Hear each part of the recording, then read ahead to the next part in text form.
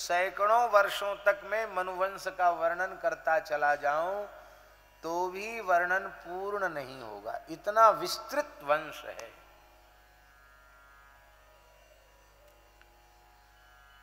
इसका आशय क्या है? इसका आशय है कि हमारा इतिहास ऐसी छोटी मोटी वस्तु नहीं है जो किसी एक छोटी सी पुस्तक में समाहित किया जा सके।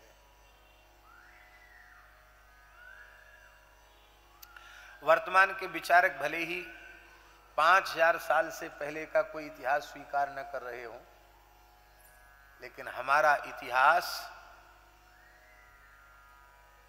केवल 1000, 10,000, लाख, 10 लाख, करोड़, 10 करोड़ वर्ष पुराना नहीं, हमारा इतिहास तो अनादि है। और हमारा इतिहास अनादि है और अनंत काल तक रहने वाला है। आप लोग कहेंगे कैसे रहने वाला है? संसार ही रहने वाला नहीं तो इतिहास रहने वाला कैसे है?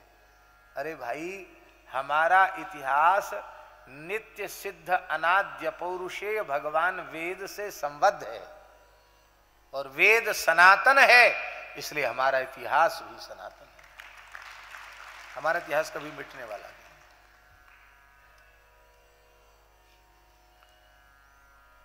आप सब पढ़े लिखे लोग बैठे हैं। भारत राष्ट्र के महान कवि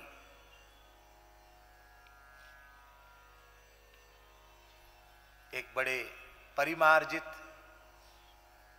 साहित्यकार, लेखक, कवि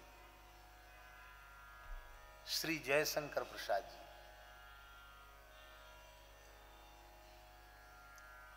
क्या कहना, अद्भुत है। वे कहते जगे हम लगे जगाने विश्व। इस धरती पर यदि कोई पहले जागृत हुआ तो भारतीय जागृत हुआ, क्योंकि वेद इस धरती की निधि है। जगे हम लगे जगाने विश्व, पहले हम जगे, फिर हमने पूरे विश्व को चेतना दी। जगे हम लगे जगाने विश्व, जब जगाए तो लोक में फिर फैला आलोक।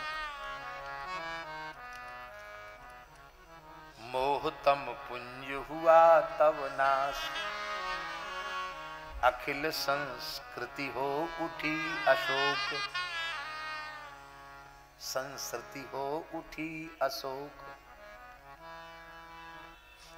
बोले तुम चिल्ला रहे हो कि हम जगे, हमने सबको जगाया, पर दुनिया तो स्वीकार नहीं करती। दुनिया के इतिहास की पुस्तकों में तो ये सब नहीं लिखा है। उसमें तो लिखा है कि गडरिया जंगली भेड़ बकरी चराने वाले जैसे कुछ न कुछ लोग गीत गाते थे, ऐसे ही गडरियों के गीत हैं वेद की ऋचाएं। और यहाँ तो सब जंगली लोग रहते थे और आर्य यहाँ थे ही नहीं, आर्य बाहर से आए, ये अनार्यों का क्षेत्र था। और यहाँ एक नई बात और सबकी खोपड़ी में घुसा दी कि आदिवासी। अब बड़े दुर्भाग्य की बात है कि हिंदू समुदाय में ही एक समुदाय इस मानसिकता का शिकार हो गया, वो कहता है कि मूल निवासी तो हम ही हैं यहाँ के, ये सब जो अपने को ब्राह्मण क्षत्रिय वैश्य कहते हैं, ये सब तो बाहर से आए हुए हैं और हमारे ऊपर शासक बनकर बैठ गए हैं। ऐसी बात दुर्भाग्य से लोगों के दिमाग में घुसा दी गई। आदिवासी, अरे आदिवासी नहीं, हम सब अनादिवासी हैं। इस भारत के सब अनादिवासी हैं। आदिवासी क्या चीज होती है? अनादिकाल से हम रहते आए हैं। तो भले ही किसी ने मनमाना इतिहास लिख दिया हो, लेकिन जयशंकर प्रसाद जी कहते हैं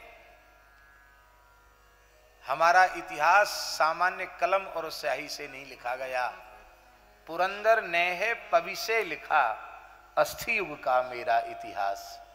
हमारा इतिहास तो इंद्र के वज्र से लिखा गया है, जहां एक ऋषि ने परोपकार के लिए अपनी हड्डियों तक का दान कर दिया। श्री वृंदावन बिहारी लाल की जय।